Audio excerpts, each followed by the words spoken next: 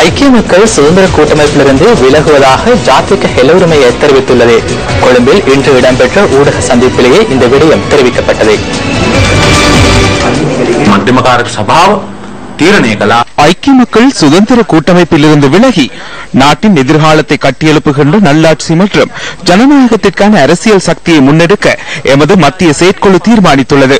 சுயநலமற்ற எவ்வாறாவது அமைச்சு பதவியை பெற்றுக் கொள்ள விரும்பாதவர்கள் மற்றும் நாட்டை கட்டியெழுப்ப விரும்புகின்றவர்கள் இதில் இணைந்து கொள்ளுமாறு அழைப்பு விடுக்கின்றோம். புதிய அரசியல் முன்னணியுடன் எதிர்வரும் பொது தேர்தலில் பொதுமக்களின் எதிர்பார்ப்புகளை நிறைவேற்றுவோம். எவரும் அச்சமடைய தேவையில்லை. உங்களுக்கு நாங்கள் இருக்கின்றோம். ஐக்கிய மக்கள் சுதந்திர கூட்டமைப்பில் இருந்து விலகுவதற்கு நாங்கள் தற்போது தீர்மானித்துள்ளோம். விமர்சனங்களை முன்வைக்காது மேடையில் ஏறி இதனை மாற்றுவோம்.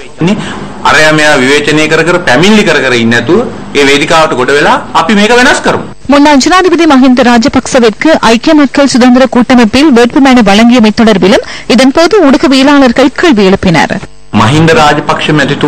மஹிந்த ராஜபக்சவிற்கு வேட்புமனு வழங்கியவை ஸ்ரீலங்கா சுதந்திர கட்சியின் தீர்மானமாகும்.